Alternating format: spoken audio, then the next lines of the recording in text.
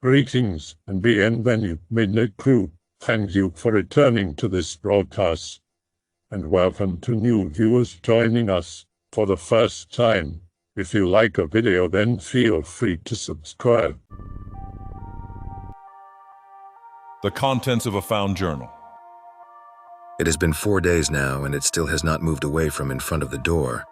I came across this journal earlier today while I was going through all of the supplies, trying to figure out what I have to work with and what I might have to ration, and I thought that writing in it would be a good way to help pass the time until either help comes or I see a chance to run for it. After all, since there's no electricity up here, I don't have a television or a radio to keep myself occupied, and even if I did, I doubt that I could bring myself to turn them on. Even the idea of making more noise than I have to, of really making any noise at all, fills me with dread. It's mostly due to the fact that I don't want to attract its attention any more than I already have and give it further reason to continue sticking around. And admittedly, somewhat because I worry about being unable to hear any possible changes outside. This constant paranoia makes it a challenge even to try reading some of the books and magazines that we brought up here with us. I can't really bring myself to concentrate on whatever it is that I am trying to read. I'm too distracted, too busy jumping out of my skin over every creak of timber or gust of wind to really focus on any of it. I read the words and then the door crowds them back out of my mind. The sounds that it makes during the night make it impossible to do anything other than cower up here in the loft, staring unblinkingly down at the door and praying to God to just make this thing go away already, or for the sun to come up so that at least it will quiet back down for the day. Sometimes I honestly don't know which is worse, the tense silence during the day, or listening to the door creak and moan as whatever the hell that thing is pushing on it all night long, while endlessly, wordlessly screaming at me. No, the nights are the worst, and I know it. And so I have decided to start writing in this journal, so that I'll at least have something to do with my time other than just sitting here and staring at the door all day, just waiting for something to happen and praying that nothing will. The journal must be one of Katie's. She's always scribbling and writing in these things, especially when we come up here to the cabin, but I'm certain she won't mind my using it. Dear God, I hope she's all right. I hope that she's found help. April 3rd. Still no changes last night. It started its screaming a few hours after sunset, pushing heavily on the door, seemingly trying to force its way inside. I honestly don't know which is worse, the fact that the sound is so incredibly human in nature, or the fact that something about it simultaneous makes it glaringly inhuman and unnatural. There is something about it, some quality that seems somehow familiar, and yet at the same time utterly alien to me. That vague feeling of familiarity frightens me more than anything else somehow. It makes me think of an article I read once years ago about something called the uncanny valley. They said that it described feelings of revulsion towards something that closely imitated human life, but was still obviously something else. I can't think of a better term for the sounds this thing makes. Each morning after the sun has come up and the thing has gone quiet for the day, I have removed my barricades and inspected the door, and so far it still seems to be holding up fairly well. The hinges and locks remain firm and unbent. Despite the creaking I have heard during the nighttime assaults, the wood doesn't seem to be cracking or warping anywhere. I've braced it up as best I could with what I have, but I don't really have much to work what furniture there is, a few assorted tools, a bit of rope. I don't know that wedging the couch up against the door is doing much good, but at least it's something. No, I think that it has everything to do with the quality of the door itself. My father really put his heart into it years ago when he built this place, and he built everything in here to last, from the roof to that door. All that had meant before was that Katie and I would have a nice place up in the mountains for years to come where we could get away from the city for a while. A place where we could enjoy being in nature and the smell of fresh air and just being together with each other. Now his craftsmanship seems to be the only thing standing between me and I don't even want to know. Thank God that he decided against putting any windows in the place when he built it. The fireplace still worries me, but I imagine that it must be too narrow for that thing to fit down. At least, I hope that it is. I spent this morning gathering up all of the empty buckets, jars, and tubs that I could find and filling them with water from the hand pump he built in the kitchen area. I don't honestly even know why I did it.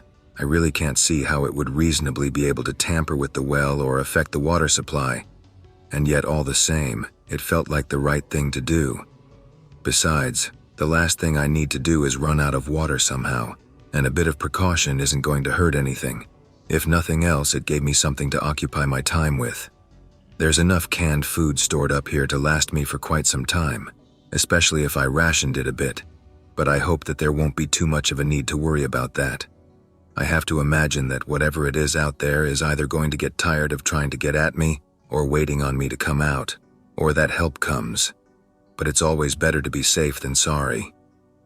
It's hard to believe that just 5 days ago, Katie and I were driving up here, laughing like we were teenagers again, talking about when we wanted to go for a hike and when we wanted to do some fishing and how nice it was going to be to get out of the city for an entire month and just how much we needed it. To think that was less than a week ago, and now it somehow seems like a memory from another time, like seeing something from someone else's life.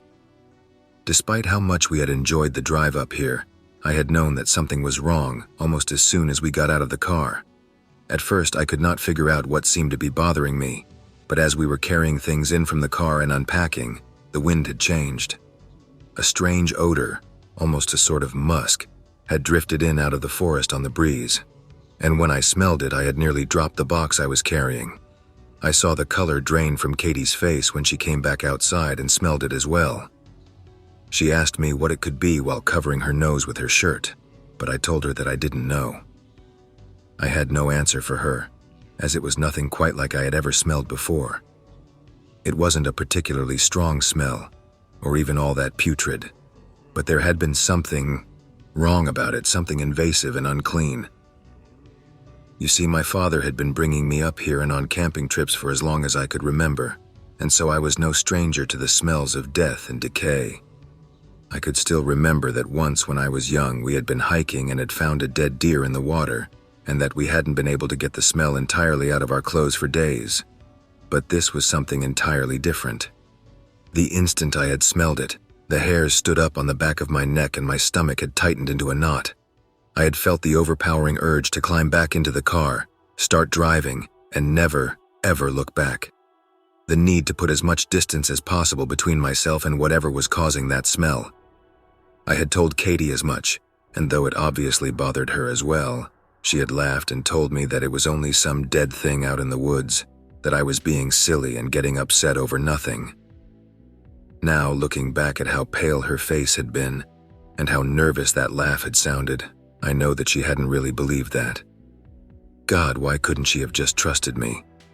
Were you just too proud to admit that you felt the same feelings of terror that I had? Or maybe it had simply been because it had taken us so long to manage to finally set up an entire month off from work together. It had taken more than a couple of sacrifices on both our parts, but we had known that it was really going to be worth it. Maybe that's why she refused to go, and maybe it's how she finally convinced me to stay. And so, instead, we had continued unloading the car, unpacking everything we would need, getting ready to settle in for the next month together. I had been unable to keep myself from glancing at the forest any time we were outside, half expecting to see something, though I could not say what, out there in the shadows. I had known that Katie was right, that something had simply died nearby, and yet, no matter how many times I told myself that, I still could not quite make myself believe it. I don't think Katie did either, though she hid it better than I could. It seemed as though the longer we were around the smell, the more intense my discomfort became, and I felt the beginnings of a tension headache begin to steadily spread from the back of my head. By the end, I think that the only thing that had really kept me here was the fact that I was going to propose to her while we were up here. I can't even stand to look at the ring right now, and I know that I won't be able to until I know that she's safe, that she's all right. Until I can know that, until I can hold her in my arms again, it has become nothing more than a symbol of how much I might have lost, and what a fool I was for letting us stay. Katie, wherever you are, know that I love you. April 4th. Still no changes to report. Just another night of that damn thing trying to force in the door, screaming at me hour after hour all through the night. Why does it scream like that? Is it hoping that it can scare me out of my little hole here? thinking that it can frighten me into making some sort of a run for it? Could it serve some sort of purpose beyond my understanding? Perhaps it's intelligent and just derives some sort of sick pleasure from knowing that it's tormenting me in here. I'm not about to try asking it. I have enough difficulty just bringing myself to get close enough to the door in order to check it for damage anymore. Just knowing that it's sitting there on the other side, waiting, it's just too much for me to handle at this point. I know that I should man up and move the rubber stopper away from the bottom of the door, that I should be trying to watch it and see if he either comes and goes or just incessantly sits there, waiting, day in and day out. I know that I should, but I can't bring myself to do it. I just can't handle the idea of those eyes staring in here under the door. That would be even worse than the screaming, and that's already almost more than I can bear. I saw them once, and that was more than enough.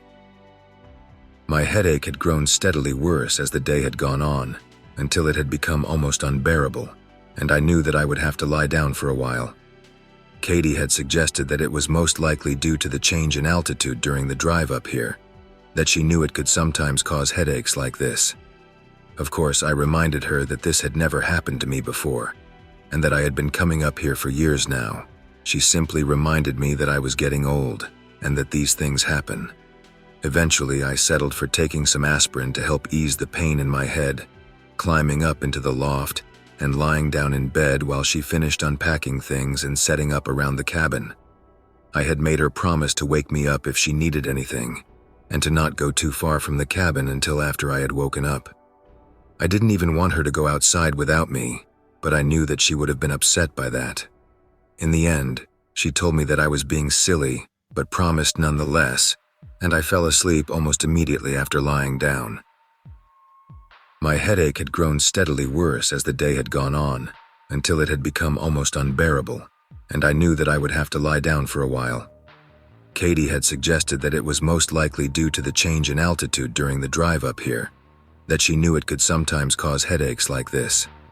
Of course, I reminded her that this had never happened to me before, and that I had been coming up here for years now. She simply reminded me that I was getting old, and that these things happen.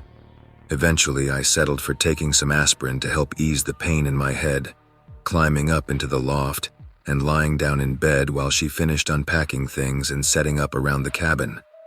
I had made her promise to wake me up if she needed anything, and to not go too far from the cabin until after I had woken up. I didn't even want her to go outside without me, but I knew that she would have been upset by that. In the end, she told me that I was being silly, but promised nonetheless, and I fell asleep almost immediately after lying down. When I awoke, the smell had become a stench overpowering enough to leave me gagging.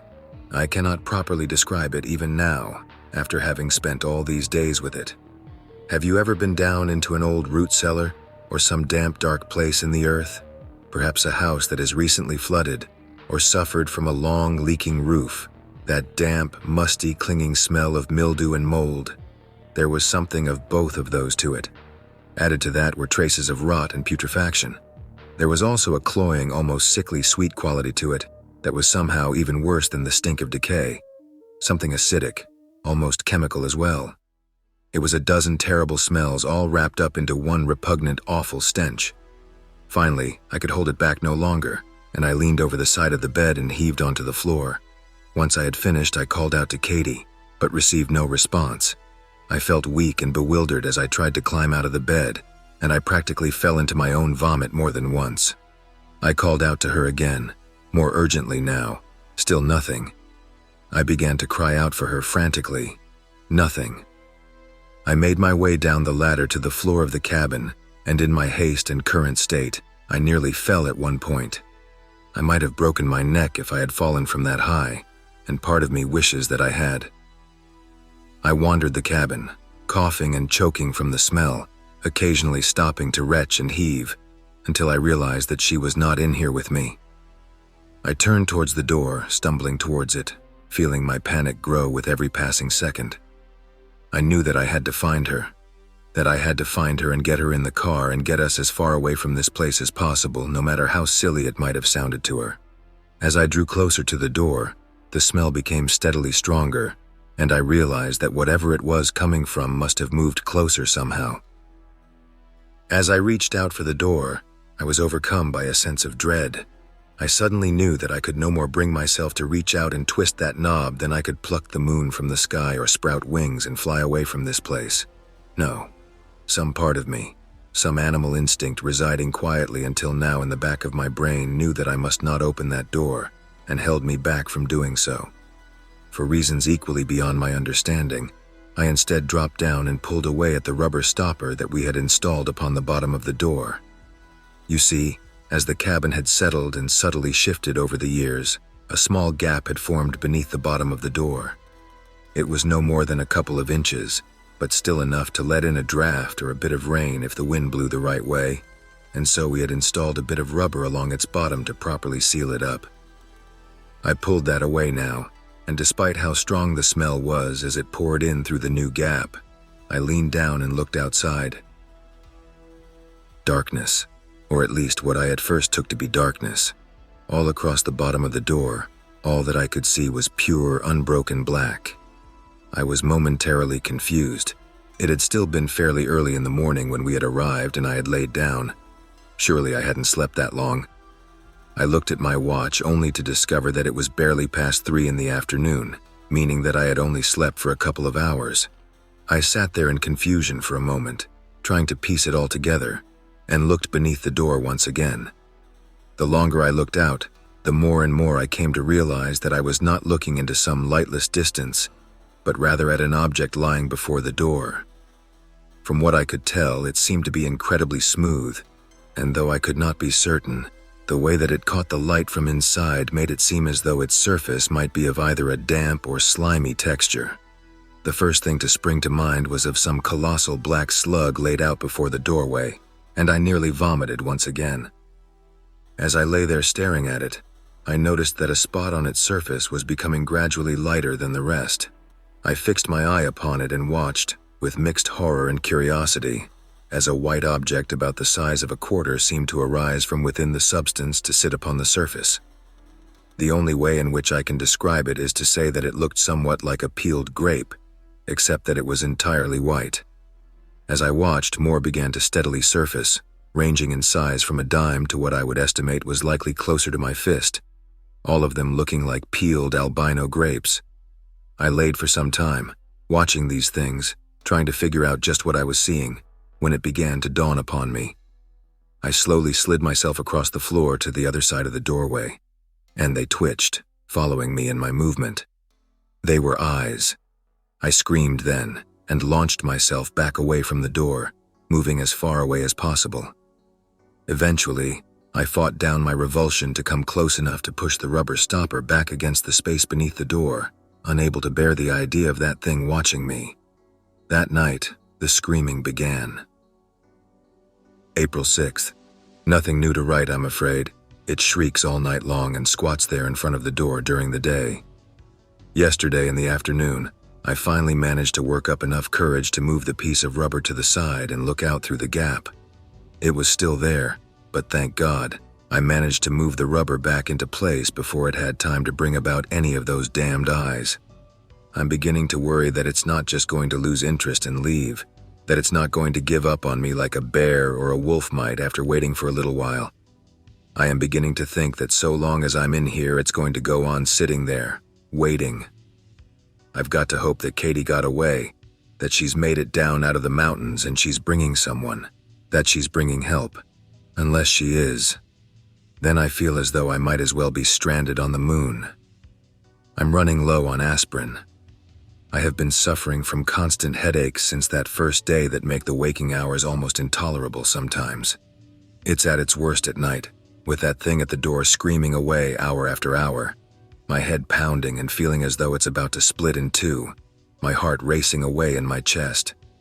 Sometimes it becomes too much to stand, and I pass out. Whenever I awaken from one of these faints, I feel a mixture of relief and terror. Relieved, of course, because I managed to escape at least a few hours of that thing's harassment and the pain in my head, and terrified by the prospect of what could have happened if I had been in such a state when it had finally managed to force the door open. At least if I'm awake, I might have a chance to escape, to get away. Or maybe it would be better if I was unconscious when it got it here. Maybe being awake for that is the last thing I should want. I'm also beginning to suffer from nausea.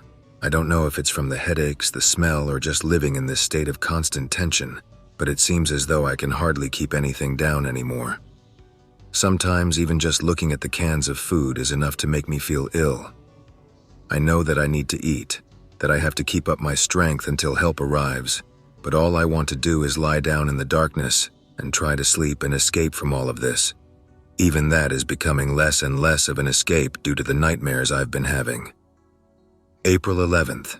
Katie is dead. I know that now. I've begun to worry more and more about the door. It's holding up fine for now, but how many more nights before it starts to let go? It's fine now, yes, but about a week from now or two. Because of that fact, I've been forcing myself to listen more closely at nights, trying to listen for the sounds of wood beginning to crack, or the groan of nails slowly pushing loose, anything at all that might warn me about the door coming apart. By doing that, however, I've also found myself listening more closely to him, to it. The more that I listened, the more that feeling of familiarity had been growing, until finally I knew that I must have heard it somewhere before. But where? The only thing I can relate it to is perhaps when you hear the Wilhelm scream in a movie, you might not immediately know where you recognize it from, but you know that you've heard it somewhere before. I had been lying there in the bed, listening to the door for a few hours, when I had looked up and noticed a small black spider crawling across one of the beams. I lied there, watching as it made its way across a beam, enjoying the simple distraction from the noise going on outside and the pain in my head, until at last he climbed up into the shadows and out of my sight. Spiders of all sorts are hardly an uncommon sight up here in the cabin, and more than once I had thought that it was strange that I hadn't seen any of them around the cabin since all of this began.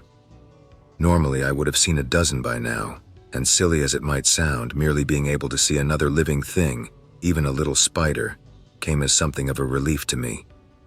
I had never been bothered by the spiders we would find up here, even though Katie had always been terrified of them. More often than not, if she saw one, she would scream. The realization hit me like a brick, and suddenly I understood. It was her scream, and that thing had been mimicking the sounds that it had heard her make this entire time. I don't even remember how I got down from the loft, especially without breaking my neck, but I suddenly found myself standing before the door, knocking and shoving the furniture out of the way, pounding at the wood with clenched fists. I screamed every curse and obscenity I could think of at the thing, yelled every threat I could imagine. For a moment, I had even considered finding something I might be able to use against it, maybe some oil and fire from the lamps. I would throw the bolts from the door and throw the burning oil at the thing in the hopes that just maybe the thing could be burned to death. It was an insane, stupid idea, and I didn't care. I just wanted to find a way to hurt this thing, to make it suffer somehow, even if it cost me my life in the process. As I stood at the door, my body shaking with rage and grief, clenching my bloodied fists, I realized that the thing had grown silent at some point. The only sounds to be heard was my panting and the sound of blood pounding in my ears. Had I actually startled the thing? Had it been somehow confused by this sudden change to our nightly routine? Was it simply too intent on listening to me to bother continuing to make noises of its own? The silence was broken by the sound of a small giggle. It was that small, innocent sort or laughter that is unique to small children, the one that they seem to reserve for the discovery of something new and curious, or perhaps something that amuses them in a certain way. If you have ever spent much time around children, then you will know the sound that I mean. And this damned thing squatting there on the other side of the door made that same noise, and it was in its own way even more terrible and obscene than its caricature of what must have been my Katie's last moments. When I understood what this must mean, that a child, oh God, please no, it had been too much for my mind to bear, and I had reeled back from the door, collapsing onto the floor and blacking out. The only good to come from the whole ordeal was that my unconsciousness went unbothered by the nightmares that now seem to plague me whenever I attempt to sleep. And so I now know that I am on my own, that Katie is not going to bring help. She is gone, and I am alone up here, utterly alone with it. My only hope is to last long enough for people to realize that something must have happened, long enough for them to send people up here to check on us. I have enough supplies to last that long, especially with how little I've been able to bring myself to eat lately. All that matters now is that the door continues to hold out. Katie, I will always love you. April 15th. It is making me ill somehow. I don't know how, but it is. I have no appetite to speak of, and when I do try to eat, it seems as though I can barely keep anything down but a bit of water. Even more troubling, however, is the fact that even though I haven't eaten anything solid in the past 2 days, I don't seem to be losing any weight. How is that even possible? How can a man not eat for days and somehow not lose any weight? Honestly, I doubt that I would like any answers that I might find, and so I try to avoid thinking about it too deeply. My migraines are constant and agonizing, especially since I ran out of aspirin days ago and have nothing else to help ease the pain. Anything but the dimmest light is unbearable to me now, and when it screams during the night, it is torture. I sit here while it shrieks and howls and sputters, pulling at my hair and grinding my teeth, thrashing around in the bed, feeling as though someone is driving white-hot needles into my brain. The fact that I now know whose scream it really is does not ease my suffering. Sometimes now when I cough, I have begun to notice small black specks like dried blood, yet another thing which I prefer not to think about too deeply. My skin has begun to itch incessantly, and I'm beginning to develop a rash on several different parts of my body, somewhat similar to the one I got from poison ivy when I had been a boy. My days have become a never-ending parade of misery, and sometimes I have to wonder if it's really worth it to keep going on. Others are stranger still, more surreal, bizarre landscapes populated by freakish creatures, things that I almost doubt you could imagine, things which I don't even begin to know how to describe. I usually awaken from these dreams in a cold sweat, my heart racing and my head pounding, feeling the need to vomit even though I know that there is nothing in my stomach to vomit up. The worst of them are when I am in one of these bizarre places looking at some of these things, and I can tell that they are somehow looking back at me. Those are the worst, and they seem to haunt me even when I am awake. All I can do is hope that help arrives before things get any worse, that I can last until someone comes up here to check on us. I don't want to die up here on this mountain alone with that thing. I don't want to die. April 19th. It called to me last night, pleading with me to open the door, to come out and join her. Dear God, it called out to me in her voice. April 26th. There is no God, but there are endless gods. There is no heaven, but there are many hells. I have heard the flutes in the darkness. I have heard 1,000 whispered names. April 29th. This will be my last entry. I now realize that even if help did come, even if they somehow managed to get me out of here, it would now be too late for me. You see, more and more lately I've been scratching at my rashes, unable to stop myself really. As I scratched and dug at them last night, I accidentally tore open one of the larger blisters, and when I moved away the torn skin, I saw that inside of it there was an eye, like the ones on that thing outside, a tiny white grape, staring up at me from my own skin. I cut it out, but I know that it doesn't matter at this point. I know that for whatever reason, it's turning me into something else, trying to make me into something inhuman. I am not going to let it. I've used the rope that I found to tie myself a noose, and I've hung it from the rafters up in the loft. It should be more than strong enough to hold me, or at least for as long as I should need it to. With any luck, it will be long enough to break my neck when I jump. I think that I deserve that much. I am going to die, and I am going to die as a man, as a human being. It has taken so much away from me, so very much, but I will not let it have this. If you find this journal, if you are reading this, then get out.